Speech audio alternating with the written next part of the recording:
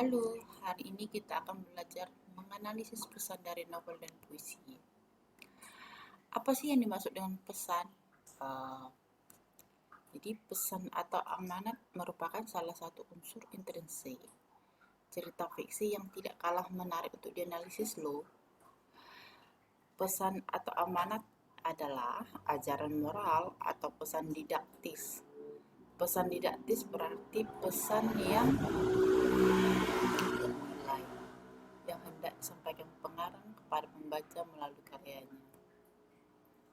Oke, langkah-langkah membuat teks ulasan. Yang pertama, kita catat dulu identitas bukunya secara lengkap ya nak ya.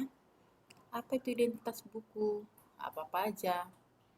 Mulai dari judul, penulis, tahun terbit, penerbit, gitu ya.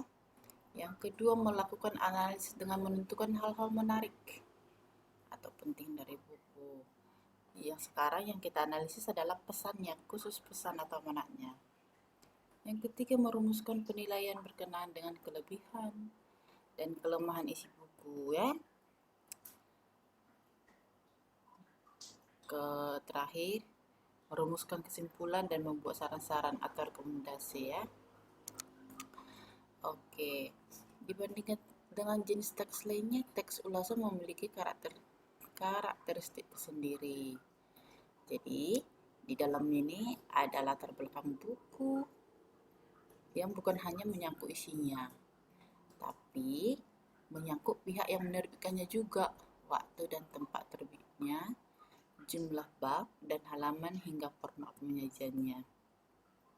Nih, kekurangan dan kelemahan suatu ulasan bisa terjadi pada struktur yang tidak lengkap ya, isi yang tidak jelas, atau diksi yang sulit dipahami pembaca.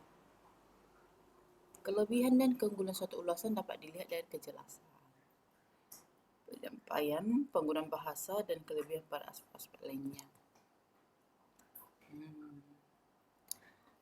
Sekarang kita lihat pesan dalam novel. Kalau kita ingin menganalisis pesan dalam novel, kita harus membaca keseluruhan isi bukunya.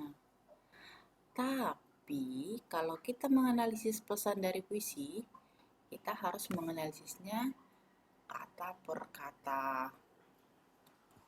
Oke, coba kita lihat bentuk karya sastra kan ada puisi, prosa termasuk novel ya, dan drama. Kalau unsur intrinsik prosa, kita lihat ada tema, latar, alur, sudut pandang, penokohan, amanat, dan gaya bahasa. Sedangkan unsur ekstrinsik dan latar belakang pengarang, budaya, pendidikan, dan lain-lainnya. Nah, kita juga kan akan menganalisis puisi. Coba kita lihat perbandingannya. Kalau struktur fisik ada diksi, kata, konkret, idiom. Sedangkan yang kita analisis nanti struktur batin ya. Berarti yang kita analisis nanti tema dan amanatnya ya. Struktur batin itu ada 4.